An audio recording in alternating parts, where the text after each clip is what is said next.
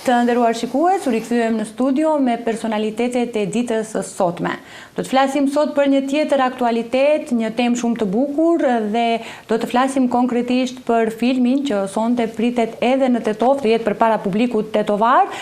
Ky film mban titullin Pasaporta dhe kemi kënaqësinë, nderin dhe privilegjin që në emisionin ton të kemi vetë regjisorin e këtij filmi, Eduard Grishaj. Për herë të parë për mua që kam marrë në Tetov, po prisja me pa dorin për më ardhë. Një nga njerëzit që mund ka shtyr shumë ka qenë Qania Selimi, e cila më thoshte hajde Tetov sepse aty ka një popullsi të jashtëzakonshme. Unë herën e fundit kam qenë në Shkup edhe ndihem edhe si bërgj popullit Tetovës, sepse një pjesë e madhe të tetovarëve ishin në Shkup dhe thash këtë herë po vim me filmin Pasaporta ja u sill te shtëpia që mos ti kem nevojë të bëjnë rrugë për të ardhur, sepse tani erdha unë në Tetov edhe jam shumë i lumtur që jam këtu sonde dhe filmi jepet sonde në ora 7 te Pallati i Kulturës dhe shumë i kënaqur që do të takoj tetovarët në shtëpi atyre. Shumë faleminderit në fakt që na keni nderuar, edhe për publikun tetovar është një kënaqësi që të ketë këtë film në qytetin e tyre dhe sigurisht të ketë edhe personalitete si ju pjesë të këtij filmi, sepse zakonisht ndodh që filmi shfaqet në Tetov, por regjisorët nuk vijnë. Kjo është një ndoshta për shkak të obligimeve. Tetova sot është qyteti 36 që unë kam qenë me filmin, duke filluar nga Europa deri në Amerikë deri në Kanada e në rajone gjithë me radhë, edhe unë kam qenë gjitha këto premierat dhe patjetër që nuk mund të rria parë dhe në Tetov, dhe Tetova për mua është, si me thanë, ne i themi ëmbëlsira për në fund, kështu që sonde jam të ëmbëlsira, jam përballë publikut Tetovës me filmin, një film i cili besoj që tetovarët ta gjejnë shumë veten, sepse një film që flet për emigracionin dhe nuk besoj që Tetov ka një shtëpi që nuk ka një njeri në emigracion. Edhe nëse nuk ka brenda shtëpisë tyre, ka te komshia, ka te fisit e tjera me radhë. Sigurisht po. Ne kemi nderin që në studion tonë të kemi dhe Akil Varfi, që është aktori i këtij filmi. Përshëndetje Akil, mirë se na erdhe. Përshëndetje dhe mirë si u gjeta. Për mua është kënaqësi e dyfisht për faktin edhe pse jam si aktor i këtij filmit, por që është edhe hera parë që unë vi në Maqedoni. E për më tepër në Tetov, domosdoshmë. Kështu që ne kemi dhe ekskluzivitetin që t'ju kemi në emisionin tonë për herë të parë në Tetov. Po, me thënë drejtën mos e merr kështu si gjë të madhe, sepse me thënë drejtën Akili është 99% rasteve ka për herë të parë, sepse ka qenë deri në Shkodër deri në Tiranë, nuk është se ka pas mundësi. Jam i pa dalur kështu. Nuk është se ka lëviz shumë, kështu që nuk është një habit që është për herë të parë në Maqedoni. Nuk është habi për ty, po mund të jetë habi për shikuesit. Po, pra se këllë në Kosovë kishte për herë të parë. Kështu që jo vetëm këto vendet këtej, po edhe në Korçë kishte për herë të parë, edhe në Vlorë për herë të parë, kështu që nga ajo që shoh raporti juaj është shumë miqësor, shumë shoqëror. Si është të punoni bashkë në fakt? A keni mundësi që ta bëni balansin në mes të profesionit edhe shoqërisë? Po, unë domethënë si një punëtor, le të themi, në projektet e Eduardit, normalisht kam pas ato vështirësitë e mia. Edi nuk është as njëri mirë sa ç'duket në punë. Është shumë kërkues, është shumë strekt. Po, njëri mirë. Ke shumë drejt. I disiplinuar. Po regjizor, po të them shumë. Është shumë kërkues, është shumë strekt, kërkon shumë nga ajo që nga vetë aktori dhe nga vetë projekti dhe skenat që ne kishim në momentin që po xhiroheshim, po kjo ishte gjatë në të mirën time për faktin sepse dura më të mirën për vetes, e kupton? Por si njëri dhe si karakter që ka Edi, unë sinqerisht ja kisha uru çdo njeriu një shok tillë në jetë. Vlen besoj e njëjta Edi edhe për juve? Jo. Sa i sinqertë? Jo, me thënë drejtën unë e mora Akilin film nga që ishte nga Shkodra. E mora. I thash që Akili do të marrë të ky filmi. I thash ky është një film që do xhirohet në Meksik, do xhirohet në Itali. I thash edhe tha vetëm fakti tha që xhirohen këto vende, tha unë nga dëshira e madhe për me dalë jashtë Shqipërisë, tha unë tha do vi, tha nuk du tha as lek. Okej, tha shumë mirë dhe kjo më konvenonte edhe mua. Dhe pastaj i dhash skenarin. I thash skenarin, e lexoj skenarin dhe më tha, cili personazh jam? I thash Aldi. Tha, po kjo Aldi, tha, nuk është kurkun, tha, kjo përsysh, ishte vetëm Baldushk. Një Baldushk, është si me tha një fshat aty afër Tiranës. Edhe fakti që nuk e mora jashtë me filmin, pastaj po filloi dhe e nxjerrje, e kam sjell Maqedoni, e kam nxjerrë në Kosovë. Ka qenë. Ishte si premtim, domethënë para filmit që do të shqetësisë shumë vende dhe mora si të mirë qenë si gjë faktin që po shqetësis me këto premierat. E kupton? Edhe kjo është një gjë plus, domethënë për ty, përveç që do të luash në rolin. Edhe më hapur. Për te asaj, unë me Akilin nuk jemi njoft përpara, se tani dukemi si shumë të afërt, por nuk jemi njoft përpara të xhirojmë filmin. Unë kam parë Akilin në këto rrjetet sociale, kam parë programet e tij që bën në televizion dhe intuita ime më çonte që ky është njeriu i përshtatshëm adap për rolin që unë kisha.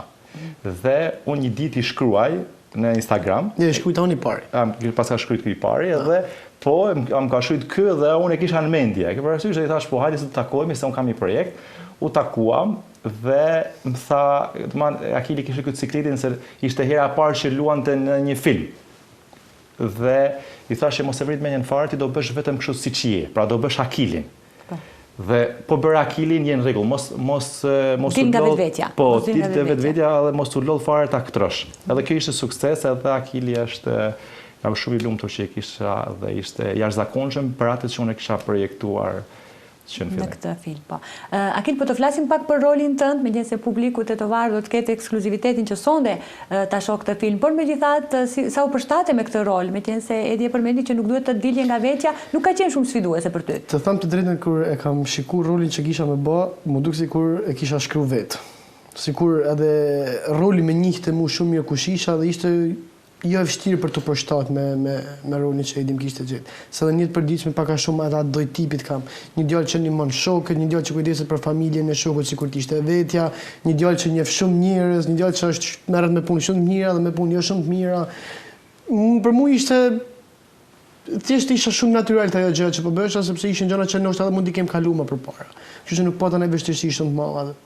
Ka qenë ky roli i parë që ke bërë në këtë film ose ke pasur role edhe më herët? Ky është filmi im i parë dhe roli im i parë në një film. Kurse në show tjerë kam bërë gjëra të ndryshme, por në një film. Film, po. Ky është. Dhe ka qenë me fat, le të themi kjo nismë e ytja për të vazhduar më tutje në këtë rrugë apo ke vendosur që këtë film edhe të mos vazhdosh më? Shikom. Të them të drejtën, unë kam pas gjithmonë ëndër të isha pjesë e një filmit. Puna në televizion normalisht më ofronte mundësi për filma, por i kam refuzuar sepse nuk u kënaqesha me atë që kisha. Edhe Edi, jo se Edi është këtu, për të them drejtën, Edi me filmin e tij të parë që bani me Sofin, më ka pëlqyer shumë puna e tij, mënyra si është punu, skenari, kamera, çdo gjë. Edhe më duk një film shumë i mirë në nivel, mund të them, europian, botëror, ku diun. Edhe kur merrte oferta nga Edi, që unë ja kërkova, i thash që shiko, kam shumë dëshirë të jem pjesë e një projekti tan. Nëse ka diçka për mua, jam shumë gati të bëj një audicion. Po si duket kjo kishte domenen, e kishte bëj atë. Ishte një farë telepatie që ne nuk e dishim as pak me njëri tjetrin, një kanal krejt rastësisht. Pra kishim menduar të dy për njëri tjetrin edhe aty kod rastisi kjo gjë që unë i shkruajta sepse dosha vërtet isha pjesë e projektit të tij, por çan ndodhi puna me Edin, duke kanë këtë film i parë, kena punu më shumë profesionalizëm, kam po ka shumë gjana sa që nëse bëhet fjalë për filmin tjetër, o duhet të jetë në këtë naltësi ose më lart. Kupton, nuk do kisha dash me bëj një film që është poshtë kësaj naltësie, se atëherë cili është qëllimi. Sigurisht, të sukses nuk guxon që ta... Ideja, tash njeriu kërkon gjithmonë për më mirë, e kupton, një rol më të mirë, një produksion të mirë, që fund funit unë kam nxjerr fytyrën time aty, kupton, normalisht që duhet dal mirë në radhë parë, unë pastaj dali edhe filmi. Edi, nga u frymëzove për këtë film, Pasaporta, pse titullohet kështu? Nga u motivove për ta realizuar këtë film? Unë vetë vi nga një familje që ka vllai ka emigruar, motra po ashtu, siç pjesa e madhe e shqiptarëve, dhe unë isha shumë i vogël dhe gjithmonë mendoja që duhet të bëj diçka për këta njerëz që po largohen nga Shqipëria. Dhe pastaj kjo historia që unë frymëzova nuk është se ka shumë vite që ka ndodhur, por ka ndodhur vitet e fundit. Dhe ishte njeriu im, si më thënë, që më merr një ditë telefon, një djalë i ri dhe më thotë mua, i them si e çfarë bën, tha në Meksik. I tha çfarë bën në Meksik, tha jam duke ikur tha në Kanada, tha me pasaport falso. I thash me ke i, tha jam me një vajzë tjetër. I thash a njeh atë vajzën? Jo, thosë se njoh, por kur shkova tha te persona që nisnin njerëz jashtë në rrugë ilegale, më tha që është edhe një vajzë tjetër që do ikte burri. Edhe tha mund t'ju nis të dyve bashkë, duke qenë edhe me një gos tjetër, mund t'jeni më të besueshëm tek autoritetet kur kalojnë kufi.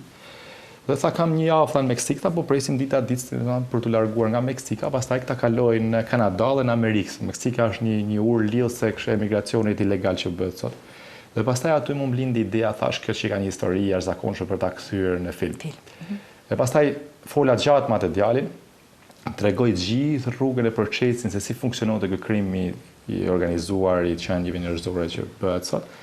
Dhe pastaj vendosa që këtë histori ta kthej në film, jo vetëm duke treguar historinë e atij djalit, por duke dhënë edhe një mesazh të rinjve të tjerë, sepse në Shqipëri, ashtu siç kur them Shqipëri, përfshi edhe të Maqedonisë, të Maliziet, Kosovës, se gjithë po të njëjtat halle e probleme e kemi.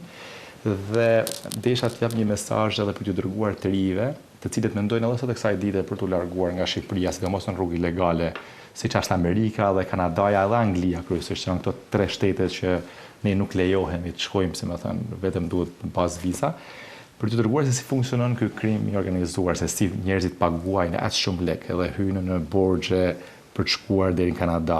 Dhe ka shumë prej tyre që shkojnë në Kanada dhe hyjnë në borxhe dhe pastaj kur shkojnë atje nuk është ajo parajsa që ata kanë menduar nga këtu, se duke shkuar atje jeta e tyre do bëjnë një ndryshim të jashtëzakonshëm, ata do të më shku, do të më punu me 100 vështirësi, me 100 halle, punë të cilat edhe në Tetov po t'i bësh, mund t'jesh shumë e suksesshme, mund t'ja dalësh si Çania e si shumë qanijet e tjera që janë Tetov, në Shkodër, në gjitha qytetet e Shqipërisë. Pra, nëse ti punon fort, mund t'ja dalësh gjithandej. Dhe kam dashur t'jap edhe një mesazh për gjithë të ritëve të tjerë.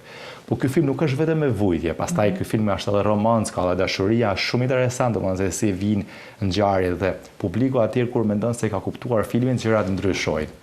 Po, megjithatë kam përshtypjen që edhe gazetarinë e keni përfshirë në këtë film. Po. Investigativen.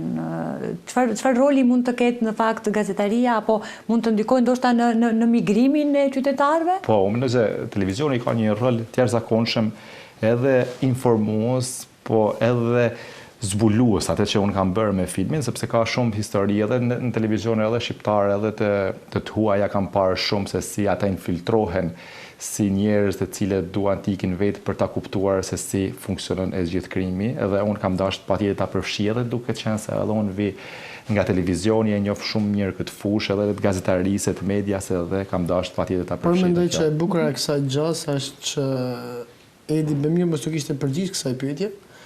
Ta kishte lënë vetë publikun ta shikojë se si ka fut gazetarinë investigative në një film. Po megjithatë që ta ndjekin shikuesit ose qytetarët ta shohin vetë se si mund futet një gazetari investigative në një film të tillë. Edhe ta shikosh se sa shumë deri në fund filmin nuk e kuptojnë fare se është shumë twist, kështu që më mirë ta shohin vetë njerëzit. Po megjithatë pak t'i bëjmë edhe kurioz qytetarët nëse duan që ta ndjekin këtë film, se bëhet fjalë edhe për gazetari investigative. Po megjithatë kur jemi këtu te çështja e kuriozitetit në këtë film, kam disa pyetje që më thon Akili në rol ka gjetur nuse në fund të filmit? Apo edhe këtë nuk duhet ta tregojmë? Atë nuk se di. Unë mund ta kem gjetë, po s'ka dalë në video. S'ka qenë xhiruar. Nuk ka qenë ajo pjesë. Po lidhi me rolin që bën te Portokallia, a? Po, sigurisht, po prandaj. Portokallia. Po. Jo, s'kam gjetë halon. Akoma është beqar, kështu që nëse njeh një gotë nga Tetova, me që ka ardhur për herë të parë, do na kishte rahatu dhe do kishim bra veshjet rahat gjithëve. Ashtu. Do kishim shpëtu. Kështu që kush është interesuar sonte në ora 7. Mund të vitë tek pallati. Kush është interesuar? Shqipe te kamera, Simsit, a? Po, kush është interesuar, shkruani edit për mua. Po, edhe do ta zgjidhni. E zgjidh kë. Doja. Doja bio, doja tjetër. Shumë e bukur. Në fakt gjatë xhirimeve keni pasur kështu momente kaq të bukura, spontane apo jo? Jo, kaq shumë. Ja. Dhe më thanë, ne mos na shiko kështu që jemi kështu, bëjmë shakat që ishim për xhirime, nuk qishte njeri. Po. Ishim shumë strikt. Edhe me aktorët e tjerë. Edhe me aktorët e tjerë. Ja, shumë mirë kemi, nuk kemi pas kështu. Absolutisht jo. Kjo të fol për skenat më të mëdha, kurse të skenat që kam kanë unë ka pas ndonjëherë në një moment, sepse normalisht natyra jeme është pak shumë ekspresive që ka qef mi kthy dhe gjanat pak ngallohet momente që shoh se gjërat u bë shumë dramatike. Por që kanë të pakta. Asa na ka toleruar. Po ka qenë shumë i vështirë ky film për të xhiru. Madje këto ditë do dalë edhe dokumentari se si është realizuar filmi. Është shumë interesante. Pra pas skenat, sepse ka pas shumë vështirësi, ne kemi shku ku xhiru jashtë. Ne një nga aktorët protagonistët që është Kaona Matoshi, një vajzë nga Kosova, ishte me pasaportën e Kosovës dhe në Meksik nuk lejohej për të futur sepse Meksika nuk e njeh Kosovën si shtet. E kemi pas shumë peripeci, shumë halle për të futur, pra historia e reale ngjason shumë edhe me mënyrën se ne kemi xhiruar, se gati ilegale kanë qenë të gjitha, edhe për të futur në Meksik, atë nuk e lejonin sepse i thonin ti nuk e njihnin pasaportën e Kosovës, pastaj ata shkuan në polici në aeroport në Mexico City dhe pa një hartë që ishte një hartë e vjetër, që Kosova ishte mbrena Serbisë. dhe ai policia erdhi i tha që ti çike nga Serbia, i tha asaj vajzës sepse ata nuk lidhje nuk kishin se me politikat e Ballkanit se ç'a bëj dhe ata akoma nuk ishin ndjenjë se Kosova dhe Serbia janë dy gjëra ndryshme pra. E kjo, se janë pa aftësi e tyre, na lejoj ne për të futur për gjuar në Meksikën. Meksika është një vend shumë problematik, vend shumë i korruptuar, me polici, ti se kuptoje se kush është mafia dhe kush është policia. Po kjo ka bërë shumë më interesante dhe më të bukur qëllimi që kemi pas ne për ta jetuar atje, sepse unë nuk doja që të shkoja dhe të xhiroja në një shtet tjetër dhe thoja sikur jam Meksik, unë doja realisht që të ndjekja gjithë këtë rrugën që ka bërë këtë djali me këtë vajzën që unë jam frymëzuar nga ato. Unë kam xhiruar në aeroport, kam xhiruar pa leje, kam xhiruar në avion, kam xhiruar në Mexico City, kam shkuar në Tulum, kam udhëtuar shumë gjatë për bërë maksimumin që të filmin ta bëj sa më real. Sa kohë ju kanë marrë xhirimet? Xhirimet ne kemi filluar xhirojmë në Itali, se xhirojmë edhe në Milano. Pastaj kemi shkuar në Meksik, kemi xhiruar rreth 20 e calit gati një muaj, vetëm xhirime, pastaj normalisht e hap pjesë edhe postproduksioni derisa ka pas 2 vite punë, domethënë derisa kemi ardhur deri në finale. Po, deri në finale. Po gjithë kjo punë, le t'i themi, sigurisht që është kurorzuar me sukses, por sa keni pasur mbështetje financiare për t'i realizuar të gjitha këto? Mbështetje financiare nga institucioni në Shqipëri që është qendra e filmit, që është, domethënë ka një lloj detyre për ta financuar, ka pas zero. Pa financim fare.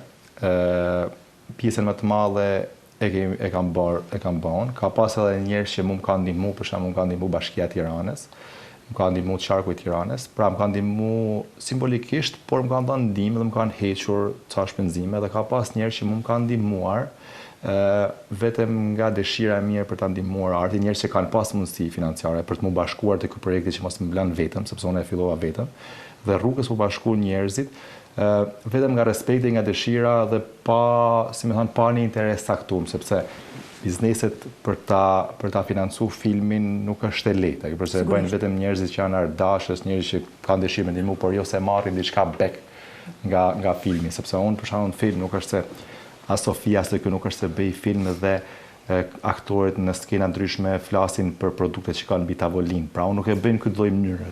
Nuk e gjykoj fare ata që e bëjnë sepse gjithë secili e bën sipas nevojës, por unë nuk kam dashur ta përzij këtë gjë. Pra nuk bëj reklama në film. Dhe fakti që ti s'bën reklama në film, ti s'merr as lek. Dhe pastaj detyrohesh që ta fillosh me lekët e tuaja, me kursimet e tuaja dhe pastaj do të bashkohen njerëz që kanë dëshirën e mirë për të ndihmuar ty. Dalim prapë te pyetja. Fatkeqësisht ne gjatë gjithë këtyre viteve në Shqipëri kemi pas një institucion filmit që jo që nuk ka ndihmu filmin, por e ka shkatruar filmin, një institucion që ka pas lekët, nuk është se ka pas lekët, por ato lekët i ka nda me njerëzit me një klan të vogël tyre, me sa njerëz që filma nuk kanë bë, kanë marrë lekët, kanë bleni një shtëpi në Bregdetit, kanë bleni një makinë më të mirë, pra kanë 4-5 vetë që janë cilë këto lekët që janë të filmit, taksave të shqiptarëve.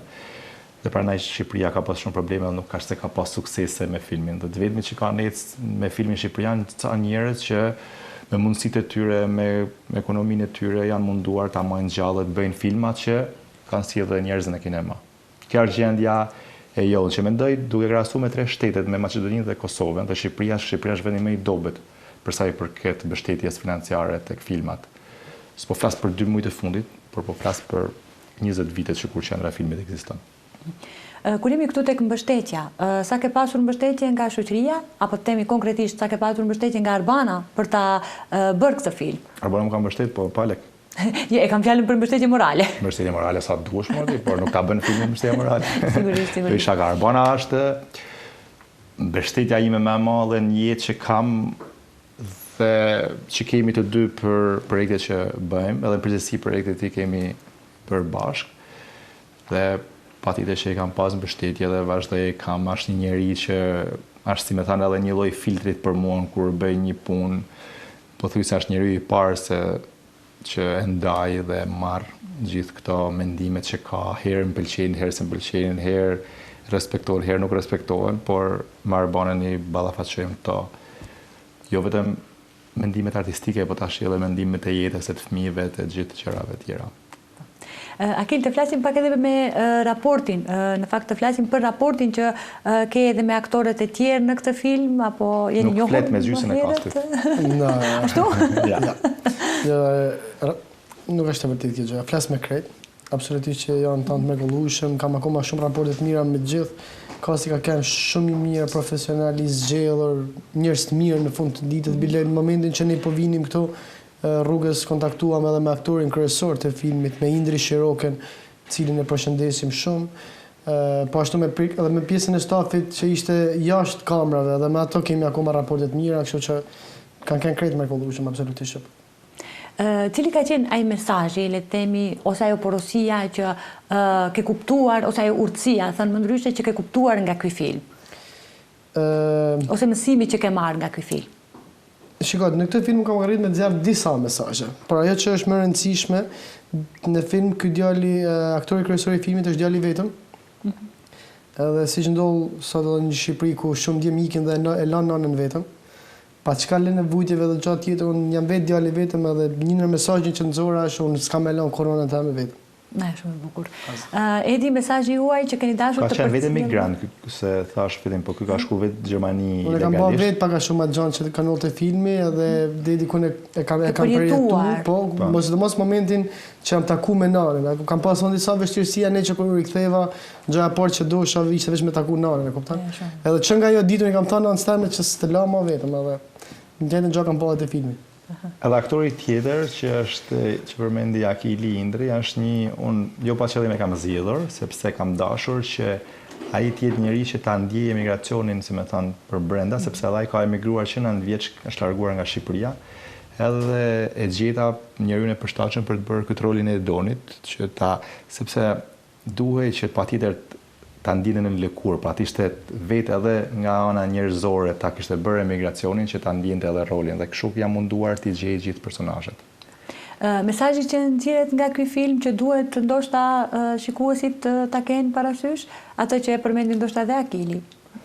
Unë kam para base 3-4 muaj kam qenë me zonë një fshat sepse në Shqipëri, kur them Shqipëria, njerëzit përgjithësi referohen Tiranës, po Tirana është, si më thënë, metropol dhe ti në Tiranë nuk keni dallim me një vend tjetër të Europës, por po të kalosh pak Tiranë dhe të futesh në zona rurale dhe për këto qytetat e për fshatrat që ndryshojnë. Unë isha para ca kohëve dhe më tha një djalë që jetonte atje në fshat, ëndra e tij ishte për të ikë në Amerikë. I kishte provuar disa herë se as viza nuk i jepnin, se nuk ishin bestim, dhe donte të ikte. Dhe ajo që kam unë mendje gjithmonë kur jepet ky film është që ju tregojmë njerëzve, të rive kryesisht, që ajo që po flis edhe në fillim që nuk duhet zgjidhur kjo rrugë me pasaporta falsa, se më pyet edhe për titullin, po titulli vjen nga pasaportat falsa, të rive për të larguar nga Shqipëria, se shumë të ri ikin, duan të ikin legalisht, paguajnë 30.000 euro për të ikur sot në Amerikë ose në Kanada. Pa qenë kur atje, thjesht duke dëgjuar se ca njerëz që kanë shku përpara që thonë që hajde këtu se këtu pastaj janë shparajsa. E faktikisht pastaj kur shkojnë me mendimin se po shkojnë parajs nuk është e tillë dhe pastaj zgënjehen. Pra doja me tregu, me dhënë një mesazh të rinjve që nuk është kjo rruga e duhur sepse duke paguar lek kështu fuqizohet edhe krimi më tepër. Pra ka shumë mesazhe që përcjell ky film dhe kam dashur të përcjelli nëpërmjet këtij filmi nëpërmjet artit. Dhe uroj që këtë film sa më shumë qytetarët e Tetovës sonte ta ndjekin, pra bëhet fjalë për filmin Pasaporta, i cili film sonte do të shfaqet në Qendrën për Kulturë në Tetov në orën 19. Sigurisht do të keni mundësi edhe për të bërë fotografi ndoshta me aktorët pasi që të shfaqet filmi, njëkohësisht edhe me vetë regjisorin e këtij filmi. Kënaqësi shumë e madhe që sot ishi pjesë e emisionit tonë, ju urojmë shumë suksese dhe faleminderit për modestinë. Ariana, shumë faleminderit, shumë kënaqësi që u takuam bashkë për herë të parë në Tetov të televizioni juaj. Faleminderit edhe një herë. Faleminderit Akil që ishe pjesë e emisionit. Shumë faleminderit ju dhe shpresoj që takohemi sërish. Faleminderit edhe një herë që ishi pjesë e emisionit tonë. Deri dhe kënaqësia ishte jona. Të nderuar shikues, ishte kjo pjesa me personalitetet e ditës. Rikthehemi pas pak në pjesën tjetër.